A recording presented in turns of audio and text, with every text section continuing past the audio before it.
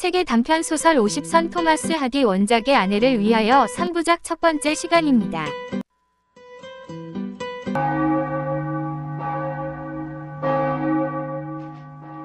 해가 막 저물어가는 어느 일요일, 헤이븐풀의 성제임스 교회 안에도 노을이 깔리기 시작했다. 이 어린 양들에게 주님의 은총과 자비가 함께 하시기를 기도드리옵나이다. 아멘. 막 예배가 끝나가고 있었다. 교회 안은 아주 고요하였으므로 강파제 밖 바다의 물결 소리까지도 선명하게 들려왔다.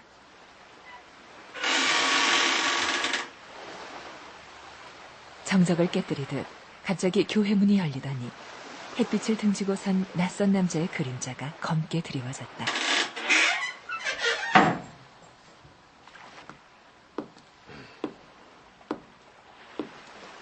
선원의 복장을 한 그 사나이는 조용히 문을 닫은 뒤 목사가 있는 강단 아래로 걸어왔다. 목사님, 용서하십시오. 제가 탄 배가 얼마 전 난파를 당했습니다. 하지만 전 간신히 목숨을 건질 수 있었습니다. 목사님께서 허락해 주신다면 하느님께 감사의 기도를 드리고 싶습니다. 물론 허락해드리고 말고요. 원하신다면 폭풍우를 겪은 후에 드리는 기도문을 읽어드리겠습니다. 정말 감사합니다. 목사가 기도문을 읽기 시작했고 사나이는 꿇어앉아 목사를 따라 한마디 한마디 또렷하게 외웠다. 거친 바다를 헤쳐나갈 용기를 주신 하나님께 감사드리옵나이다. 아멘. 이윽고 감사기도가 끝났다. 사람들은 자리에서 일어나 교회 밖으로 나왔다. 마지막으로 그 사나이가 밖으로 나왔을 때 저물어가는 저녁 햇빛이 그의 얼굴을 환하게 비추었다. 그 고장에서 오랫동안 살았던 이들은 그가 바로 쉐이드렉 졸리프라는 것을 알아볼 수 있었다.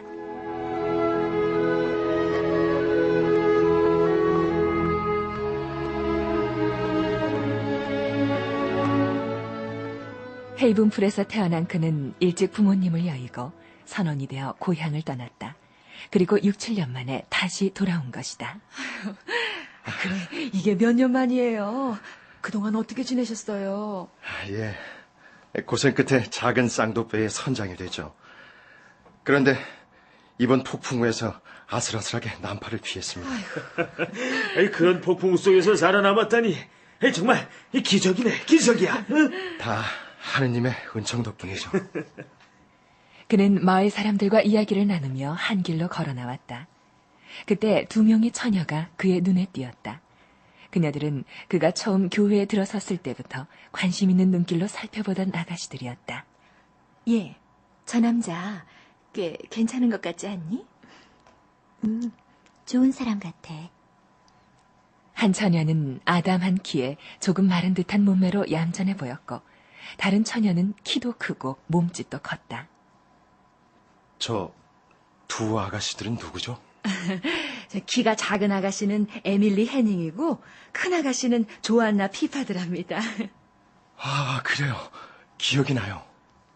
쉐이드렉은 두 아가씨 곁으로 다가가서 슬쩍 윙크를 해보였다. 안녕, 에밀리. 날 모르시겠어? 쉐이드렉 씨 아니세요? 다른 아가씨는 까만 눈동자로 쉐이드렉을 똑바로 쳐다보고 있었다. 조안나 양은 잘 기억이 나지 않는군요. 하지만 어렸을 적 일이나 일과 일은 잘 알고 있어요. 그들은 나란히 걸어갔고 쉐이드렉은 그녀들에게 자신이 죽을 고비에서 가까스로 목숨을 건지게 된 이야기를 자세하게 들려주었다. 그러는 동안 그들은 어느새 에밀리 해닝이 살고 있는 슈르프레인에 도착했다. 뵙게 되어 반가웠습니다. 그럼 이만. 에밀리는 얼굴 가득 미소를 지어 작별 인사를 했다. 얼마 지나지 않아 조안나의 집 앞에 도착한 쉐이드렉은 조안나에게 작별 인사를 건넨 후 다시 에밀리의 집으로 발길을 돌렸다.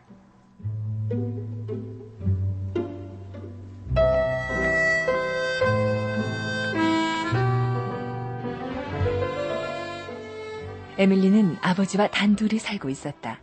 살림이 넉넉치 않은 그녀는 작은 문방구점을 하고 있었다. 실례합니다. 계십니까? 어머나, 쉐드릭 씨. 어쩐 일이세요? 죄송합니다. 지금이 티타임인 줄 몰랐습니다. 괜찮네. 같이 한잔 하세나. 쉐이드렉은 에밀리와 그의 아버지와 함께 차를 마시며 뱃사람들과 그들의 생활에 대해 이야기했다. 뱃사람이란 바다와 싸우는 진정한 사나이죠. 큰 파도가 덮쳐도 절대로 겁내거나 도망가지 않습니다. 그날 에밀리는 쉐이드렉에게 온 마음을 빼앗기게 되었다. 한 주일이 지나고 또 한 주일이 지나는 동안 두 사람의 사이는 점점 무르익어 갔다.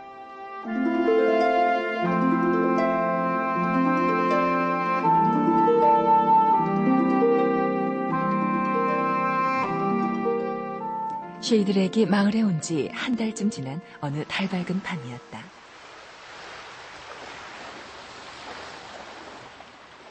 그는 마을에서 조금 떨어진 현대식 술집들이 늘어선 거리를 걷고 있었다. 저 멀리 앞서가고 있는 여자의 모습이 보였다. 에밀리 같았다. 에밀리! 에밀리!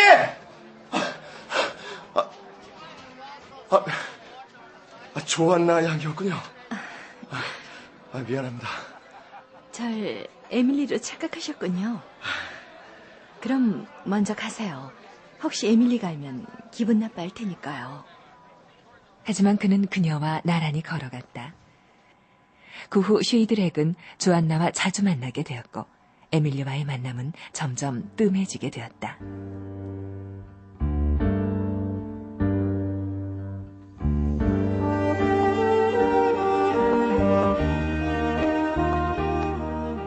쉐이드렉이 곧 결혼을 한다죠?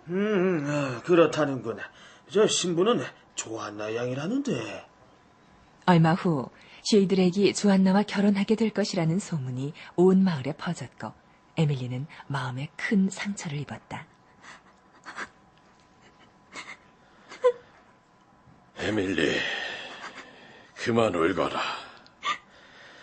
쉐이드렉과는 인연이 아니었던 게지. 소문이 퍼진 어느 날 아침, 조안나는 에밀리의 집으로 향했다. 에밀리가 깊은 슬픔에 잠겨있다는 소식을 듣고 친구의 애인을 가로챈 것에 대한 양심의 가책을 느꼈기 때문이었다.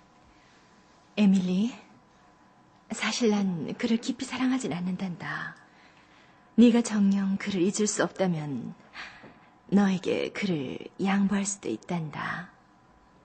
조안나는 자신의 이런 의사를 밝히기 위해 쉐이드렉에게 보내는 절연의 편지까지 써가지고 갔다. 그녀는 에밀리가 정말로 비관에 잠겨 괴로워하고 있다면 그녀에게 그 편지를 보여줄 작정이었다. 그녀는 에밀리의 문방구점에 들어갔다. 에밀리? 에밀리 안에 있니? 몇 번을 불렀지만 기척이 없었다. 조안나는 가게에서 그냥 기다리기로 했다. 그때 한 남자가 창밖에서 가게 안을 유심히 바라보고 있는 것이 눈에 띄었다. 쉐이드렉이었다. 쉐이드렉이 무슨 일이지? 조안나는 에밀리의 채취가 있는 곳에서 그를 만나고 싶지 않았기에 뒤채로 살짝 빠져나갔다. 에밀리? 에밀리? 쉐이드렉은 에밀리의 모습이 보이지 않자 실망하는 표정을 짓고는 막 밖으로 나가려고 했다. 바로 그때 에밀리의 그림자가 문간에 나타났다. 그녀는 쉐이드렉을 보자 잠시 멈칫하더니 뒤돌아 나가려는 듯 몇 걸음 뒤로 물러섰다. 에밀리, 불안하지 말아요. 내가 그렇게 무섭소? 너무 뜻밖이라 놀랐을 뿐이에요. 무슨 일을 오셨나요? 뭘 사러 오셨나요? 에밀리, 그런 게 아니오. 당신은 왜 자꾸 날 피하려고 하지? 당신은 아마도 날 꽤나 미워하는 모양이오. 그럴 리가요. 어떻게 제가 당신을 미워하겠어요? 그럼 이리 가까이 와요. 우리 오래간만에 이야기나 나누지 않겠소? 에밀리는 살짝 미소를 보이며 그의 곁으로 다가갔다. 고마워요. 사랑스러운 에밀리. 쉐이드릭 선장님, 그런 말씀은 다른 여자한테나 하실 말씀이라고 생각하는데요. 그래요. 무슨 말인지 알아요. 하지만 에밀리, 난 오늘 아침까지만 해도 당신이 조금도 날 생각하지 않는다고 믿었어요. 그렇지 않다면 내가 왜 조안나와의 결혼을 생각했겠소? 그런 말씀 마세요. 아니에요. 난 이제야 진정 나의 아내가 되어달라고 청혼할 사람을 발견했어요. 난 처음부터 당신이 좋았어요.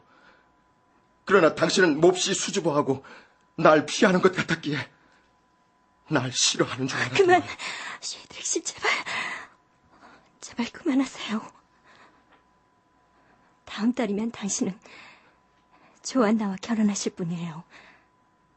이제 와서 그런 게 다 무슨 상관이에요? 사랑하는 에밀리. 그는 두 팔로 그녀의 가녀린 몸을 꽉 껴안았다. 커튼 뒤에 숨어있던 조안나의 얼굴이 새파랗게 질렸다. 내가 영원히 사랑할 수 있고 결혼하고 싶은 여자는 오직 당신뿐이요. 조안나는 언제든 나와 헤어질 수 있다고 말했어요. 나와 결혼하기로 했던 것은 한낱 동정심에 불과해요. 당신이야말로 진정 내 시묵감이라고 생각해요. 그는 에밀리에게 키스를 퍼부었다. 그녀의 몸은 그의 품 안에서 바르르 떨고 있었다. 조안나가 당신과 헤어지려고 할까요? 정말 그럴 수 있을까요? 물론이요. 조안나는 우리가 불행하게 되기를 바라지 않을 거요. 그녀는 틀림없이 헤어져 줄 거요. 제발 그렇게만 된다면. 사랑하는 에밀리. 저 주인장 계십니까? 손님이 왔나 봐요. 이제 그만 가시는 게 좋겠어요. 쉐이드렉은 손님이 들어오자 가게 밖으로 나갔다. 커튼 뒤에서 이 모든 광경을 지켜본 조안나는 걷잡을 수 없는 질투심이 불타올랐다. 그녀는 에밀리 몰래 밖으로 빠져나왔다.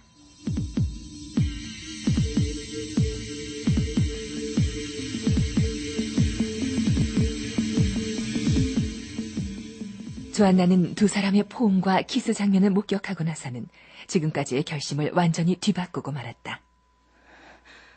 에밀리를 사랑한다고? 그녀와 결혼하겠다고? 그럴 순 없어. 절대로 그를 놓아주지 않을 거야. 조안나는 집으로 돌아오자마자 자신이 써놓았던 절연의 편지를 태워버렸다.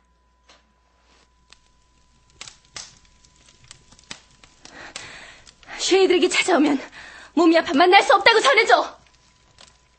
그러나 쉐이드렉은 찾아오지 않았고 인편을 통해 자신의 솔직한 심정을 전해왔다.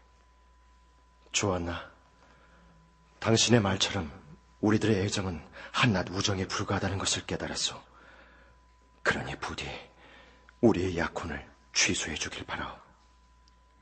조안나의 회답을 애타게 기다리던 쉐이드렉은 불안하고 초조한 마음을 견딜 수 없어 직접 조안나를 찾아갔다. 조안나 대신 그녀의 어머니가 나왔다. 조안나에게 긴히 전할 말이 있습니다. 조안나는 아프답니다. 당신이 보낸 편지 때문에 크게 낙심해서 마음에 병이 들었죠. 부인, 당신도 그 편지의 내용을 알고 계십니까? 알다마다요. 그 편지 때문에 조안나뿐만 아니라 우리들도 마음에 병이 들 지경입니다. 이 말을 듣자 그는 자신이 마치 엄청난 죄라도 저지른 죄인처럼 느껴졌다. 부인, 제가 그 편지를 보낸 것은 조안나가 저보다 더 좋은 남편을 만나기를 바라는 마음에서였지 진심은 아니었습니다. 부디 용서하십시오. 그리고 당초의 약속을 지킬 테니 그 편지는 없었던 걸로 해주십시오.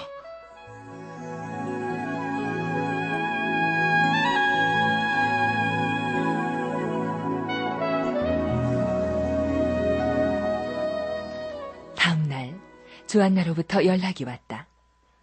사랑하는 쉐이드렉 씨, 당신이 제 어머니에게 전한 말씀은 잘 들었습니다.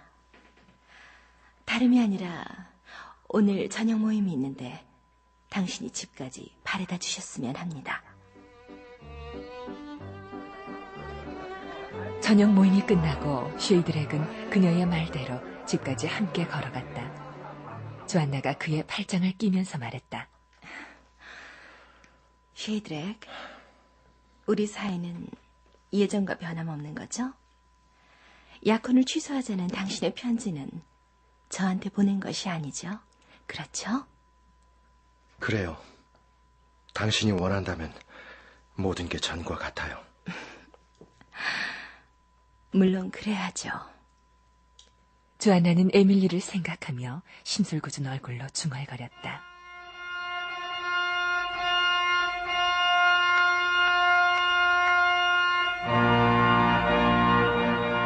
마침내 그들은 결혼하게 되었다. 쉐이드렉은 종교적인 데다 고지식한 사나이였다. 그에게 약속을 지키는 것은 생명처럼 소중한 일이었다. 결혼 전 쉐이드렉은 에밀리에게 자신에 대한 조안나의 애정은 진심이었고 자신이 착각했었노라고 조심스럽게 전했다.